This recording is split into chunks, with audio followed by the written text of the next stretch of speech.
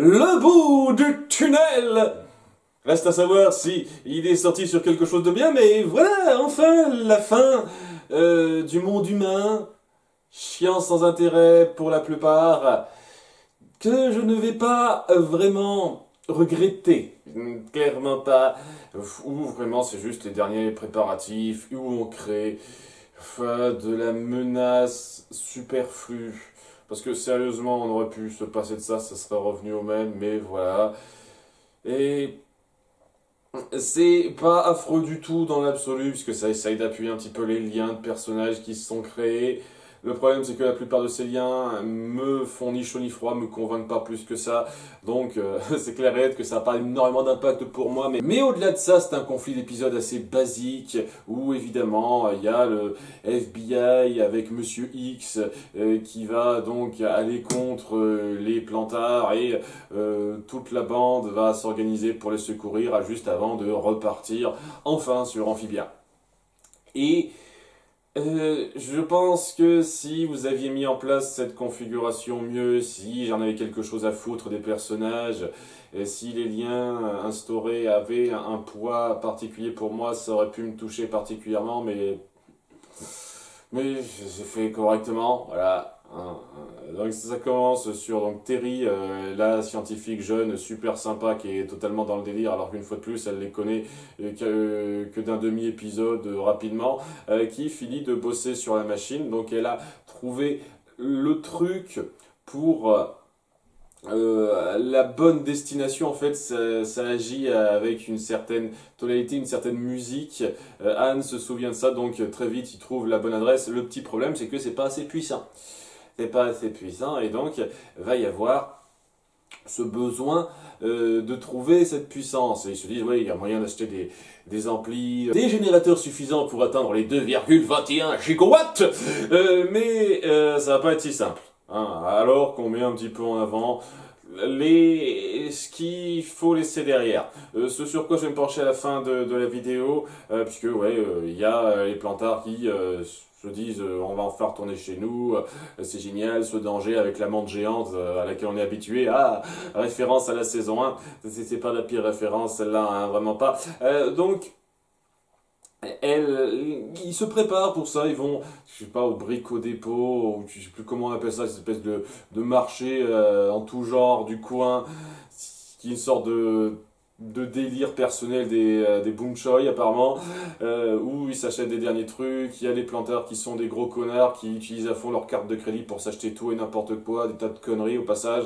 Et ils savent bien leur montrer comment ils sont reconnaissants, ceux-là, et c'est en se rendant à ce magasin qu'ils sont repérés par Monsieur X. Donc évidemment, comme je le craignais, rien à voir avec tout le délire du stand mobile qui se sont fait, qui a été attaqué par un robot géant. Apparemment, ça a pas attiré leur attention, ça. Voilà, le FBI, ils sont compétents quand le scénario le veut, quoi. Hein. Bref, ça attire le FBI et Monsieur X qui arrive et capture les plantards devant tout le monde en laissant Anne et ses parents derrière, qui essayent un petit peu de les pister, mais qui se disent au bout d'un moment, il faudrait qu'on réunisse plus de gens pour être plus efficace. Et c'est complètement artificiel, ça aussi. Ça m'emmerde un petit peu, parce que dans un sens, étant donné qu'on met l'accent là-dessus, ça me forcerait presque à considérer certains épisodes de merde de cette première partie de saison comme non-filler, mais en même temps, on les gère de façon tellement artificielle que je trouve que c'est pas si important que ça de savoir qu'ils existent et qu'ils ont eu un passif avec nos personnages, quoi. Hein. C'est histoire de dire, oh mon dieu, ils sont là, quoi. Et donc, il y a à nouveau les deux blogueuses YouTube qui s'y connaissent en mécanique, bon, qui sont importantes puisqu'ils sont dans un épisode qu'il faut prendre en compte. Donc voilà, il y a la fille qui était fan de Frogman, le super-héros que Sprig a campé pendant un épisode, et l'acteur, le vieil acteur qui a copiné rapidement avec Hop Pop, histoire de dire qu'ils ont chacun leurs petites attaches rapides, et aussi je sais pas, les grands-parents, deux vieilles tailles qui étaient là, comme ça, qui participent. Ok, pourquoi pas toute la famille taille tant que vous y êtes, non, juste ces deux-là. Ok, et donc, ouais, ils font un plan à la con pour s'infiltrer dans dans la prison du FBI, alors que bon, l'interrogatoire c'est une grosse blague, c'est majoritairement une grosse blague dans la mise en scène cet épisode, ce qui fait que ça passe pas tant que ça, je suis désolé. Et ouais, quoi, il s'infiltre pour se faire repérer très vite par Monsieur X et donc enfermé très vite avec Monsieur X qui finit par amener le petit conflit de personnage d'Anne qui est censé montrer cette espèce de d'affirmation parce qu'elle n'avait pas ça avant apparemment, et qui l'aidera à mieux maîtriser son pouvoir. Tu n'es qu'une enfant, tu ne peux pas faire de grandes choses, c'est ce qui l'implique un petit peu. Et donc elle se sent mal, je peux même pas dire au revoir à mes parents réellement, et ses parents qui lui disent ah sur toi tu vas y arriver, et une fois de plus j'en parlerai en détail à la fin ça, ouais, à cause des deux compétentes principales, donc les deux scientifiques, il y a une coupure de courant et ils parviennent à s'échapper, avec Anne qui reprend confiance en elle, et son père qui dit vas-y, charge-toi de tout le monde, je te donne une fausse épée de Star Wars en plastique, tu vas tout déchirer. Et... oh putain, c'est le genre de truc qui m'irrite parce que je sais pertinemment qu'il va y avoir beaucoup de gens qui disent ah mais j'ai adoré cette scène, c'était génial. C'est du recopiage stupide version gag de la scène de Rogue One avec Dark Vador. Elle se dit tiens je vais m'occuper des agents du FBI qui sont des grosses blagues, c'est presque des lemmings tellement ils ont aucune personnalité, ils sont traités à la blague, et vous voyez quoi, c'est juste un repompage de la scène de Rogue One. Parce que c'est juste des gros geeks qui font leur fanfic et qui ont eu le budget d'animation pour rendre ça bien. Voilà, c'est ça, hein, en fait. Et je peux comprendre que ça vous plaise si les fanfics c'est votre truc, mais vous pouvez pas me vendre ça comme une œuvre professionnelle qui se respecte avec ce genre de délire, quoi. C'est juste ça, cette scène de 40 secondes, quoi. Un recompiage, un repompage grossier d'une scène préexistante parce qu'on est des gros fans irréfléchis et cervelés qui veulent juste recopier ce qu'on aime. C'est naze ce genre de référence, je trouve que c'est de la merde, vraiment. C'est le genre de chose qui te sort complètement de l'œuvre en tant qu'œuvre, et tu ne suis pas un récit précis, tu suis une fanfic. Et tant mieux pour vous si les approches fanfic vous plaisent, moi c'est le genre de truc qui fait vraiment transparaître le côté amateur de l'écriture, vraiment. Alors, enfin bref, quoi, elle finit par se débrouiller, mettre tout le monde KO, permettre à ce que tout le monde finisse par s'en tirer avec, une fois de plus, de la grosse destruction cartoonesque. On essaye de partir sur le gros délire à la...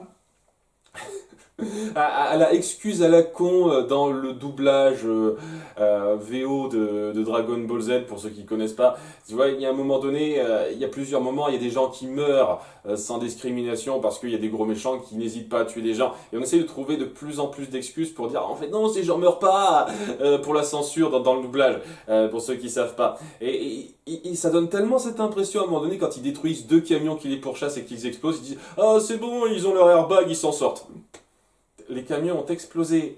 C'est pas le fait d'avoir des airbags qui va empêcher ça. Enfin bref, une fois de plus, fétichisme de la destruction. Et ils finissent par se parer qu'ils croient, mais Monsieur X a pu poser un mouchard sur leur voiture. Monsieur X qui, une fois de plus, a un rayon de soleil dans ces moments-là, parce que il a une bonne personnalité, il est cool, et sincèrement, la petite dynamique avec son second est vraiment sympathique.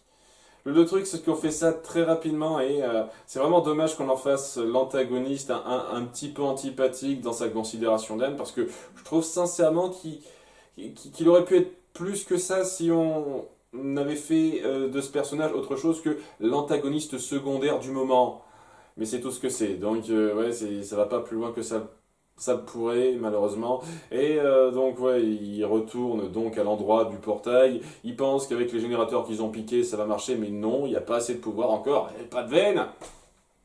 Alors que Monsieur X débarque avec les autres agents du FBI, et où, enfin, il y a cette espèce de consécration d'Anne, parce que il finit par lui dire une deuxième fois, tu n'es qu'une enfant, t'as pas réussi, vous avez raison, je suis juste une enfant, mais je sais ce que j'ai accompli, et paf, c'est le truc qui lui fait complètement débloquer ses chakras et maîtriser son pouvoir. C'est un petit peu comme ça qu'on le montre, hein. Genre ouais, je suis une enfant, maintenant je sais gérer ce truc là, je sais contenir ce pouvoir en moi et l'utiliser comme je veux.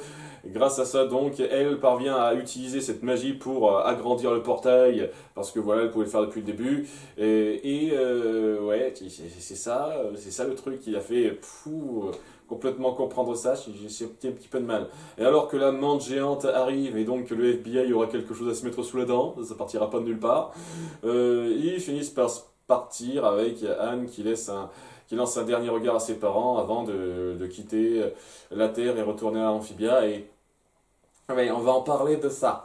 On va en parler de ça. Alors, j'ai beaucoup de mal à m'attacher plus que ça aux parents d'Anne, tout simplement parce que j'ai vraiment pas le sentiment d'avoir des parents réalistes. Et je sais que ça fait bizarre dans un univers où on en fait des caisses, mais on essaie quand même d'appuyer certains liens de façon réaliste dans l'approche. Et le fait est que à aucun moment j'ai le sentiment de voir des vrais parents. J'ai juste le sentiment de voir des parents ultra idéalisés, en fait. Des parents qui sont en conflit avec Anne, mais jamais pour des raisons particulièrement attachable. Genre, elle leur dit pas tout parce qu'elle garde des secrets ultra graves que, évidemment, n'importe qui ne voudrait pas dire à ses proches avec les implications.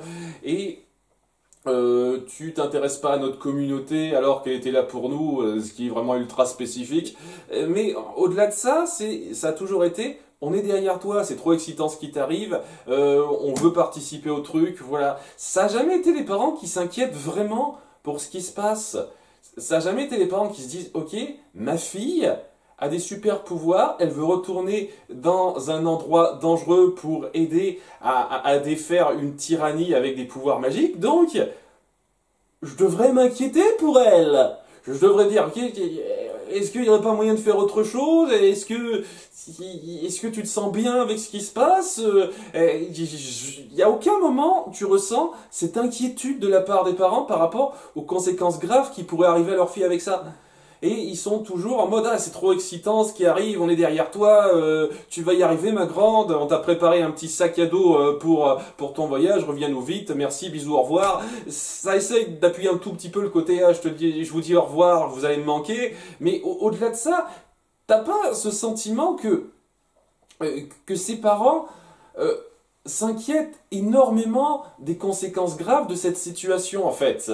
Et je trouve que n'importe quel parent, un tant soit peu réaliste, aurait cette crainte, ou aurait au moins le désir de dire, ok, ce serait cool qu'on te suive. Tu voudrais pas qu'on t'aide, qu'on soit derrière toi avec tout ce que tu as à accomplir. On va pas juste rester derrière, ce serait bien qu'on aille à Amphibia avec toi. Limite, c'est un truc qui aurait pu rendre ça mieux, mais non, c'est juste, tu vas y arriver, on est derrière toi, à bientôt, bisous, quoi. Et ça passe pas si bien que ça pour moi. Ça rend ces personnages pas vraiment rattachables à un certain degré. Parce que être parent, pour moi, c'est pas avoir cette attitude, on est derrière toi et c'est tout. Et c'est plus ou moins tout ce à quoi on les résume. On a notre petite dynamique cool entre nous, mais sinon c'est juste, on est derrière toi. Tu vas y arriver. C'est plus que juste ça. C'est bien d'avoir cette attitude de soutenir ses enfants pour qu'ils accomplissent de grandes choses, évidemment, mais c'est pas juste ça. Et j'ai vraiment le sentiment que, au bout du compte, lorsqu'on appuie cette relation, c'est surtout cet élément-là qu'on met en avant et presque rien d'autre, à part des petits éléments, oh, on a notre petite dynamique, nos petites habitudes familiales, mais c'est basique ça. Je pense sincèrement qu'il y avait moyen de faire beaucoup plus par rapport à la situation que vous avez mis en place pour rendre ça vraiment prenant à suivre et pour rendre ces personnages identifiables réellement. Et tel quel, ben je sais pas, j'ai vraiment le sentiment que c'est juste une vision ultra idéalisée qui n'a pas plus de poids que ça. Et c'est franchement dommage.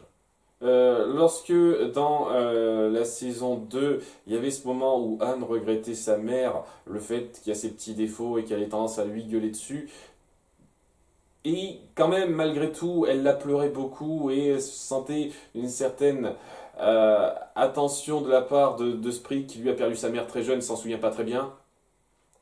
Ce moment-là est très fort, d'une part parce que c'est un des rares moments où nos personnages pleurent de façon normale sans en faire des caisses avec leurs yeux. On a ça dans cet épisode aussi, un gros yeux. Bref, mais aussi parce que tu sentais qu'il y avait une certaine réalité derrière. Et cette réalité, dans le comportement, dans le lien, et ben, elle ressort pas des masses dans cette demi-saison en fait. Vraiment par petites bribes à peine, et c'est tout. Et vous auriez pu en faire beaucoup plus. Ce qui fait qu'ils ne seront pas plus marquants que ça, ces personnages, alors qu'ils avaient le potentiel de l'être beaucoup plus. Vraiment beaucoup plus. Et au bout du compte, c'est un petit peu un gâchis de ne pas avoir su gérer ce potentiel-là, gérer potentiel relation parent-enfant par rapport à quelque chose d'aussi grave. Là où il y a d'autres cas où ça a été bien mieux fait. Je peux par exemple parler de Buffy contre les vampires où il y a quelque chose de similaire. Buffy cache à sa mère que c'est une tueuse, qu'elle lutte contre le mal régulièrement parce qu'elle veut pas l'inquiéter. Et lorsque sa mère le découvre, elle est pas "Oh mon Dieu, je suis derrière toi, vive ma fille", tout ça, tout ça. Elle se dit "Non, je veux pas que tu fasses ça. J'ai peur pour toi, je t'interdis de faire ça." Dès lors qu'il lui arrive quelque chose de mal, elle s'inquiète vraiment pour elle. Et elle veut pas qu'elle risque tout régulièrement. Même si elle finit par être d'accord avec ce qu'elle fait, on sent que c'est la mère inquiète qui est là pour sa fille, mais qui veut mettre en avant ses craintes. Et il ne ressent pas une seule seconde la crainte des parents, en fait. Ils sont toujours en mode "c'est génial ce qui t'arrive", et la seule fois qu'il y a du conflit, c'est lorsque tu nous dis pas tout, t'es pas d'accord avec la famille, tu veux pas être dans la communauté totalement, ce genre de truc. C'est pas réel. C'est pas réel pour moi. Voilà. C'est beaucoup trop idéalisé. Ça se sent que c'est comme ça que verrait un enfant le parent idéal, celui qui poserait pas de complications, qui poserait pas plus de questions que ça, qui dès lors qu'il apprendrait la vérité dirait "Oui, c'est génial, on est derrière toi, t'es trop génial, continue ton chemin, tu vas faire de grandes choses, ma fille." C'est c'est tellement dénué de vrais conflits que ça n'a pas de poids. Et je me répète, je suis désolé, mais voilà, c'est vraiment pour appuyer pourquoi ça ne passe pas particulièrement pour moi. Et sinon, oui, bon, ça se termine sur Monsieur X qui se fait enguirlander par les parents, alors qu'il devrait se faire arrêter, mais bon, ils vont pas le faire, de toute façon, on va pas passer plus de temps là-dessus, je pense. Et Anne et compagnie qui redécouvrent Amphibia, enfin, mais ils ont pas trop le temps de célébrer ça, qui se rendent compte que c'est le chaos, la destruction, et ils disent "Ah, mais qu'est-ce qui se passe? Ça te surprend, ma grande? T'étais là à la fin de la saison 2, tu te souviens un petit peu de ça, j'espère?" Mon Dieu, qu'est-ce qui se passe à la destruction? Le roi Andreas essaye de tout conquérir avec des robots. J'avais pas vu ça venir. Oh mon Dieu, qu'est-ce que c'est? Le petit détail à la con. Mais bon, voilà, c'est le retour à Amphibia et enfin, les choses vont décoller. C'est tout ce que j'espère en fait. Parce qu'on met en place un conflit assez important avec des enjeux graves et j'ose espérer qu'on perdra plus de temps sur des conneries avec ça. C'est tout ce que ça promet, hein. Il reste plus que 8 épisodes, hein, dont certains qui sont des doubles demi-épisodes, mais on verra ça. Et oui, c'est tout ce que j'espère. Qu'on prendra la chose au sérieux et que ça évoluera bien. D'après ce que j'ai lu, beaucoup de gens disent que la première moitié n'est pas géniale, mais que ça se rattrape dans la seconde, et c'est tout ce que j'espère, hein.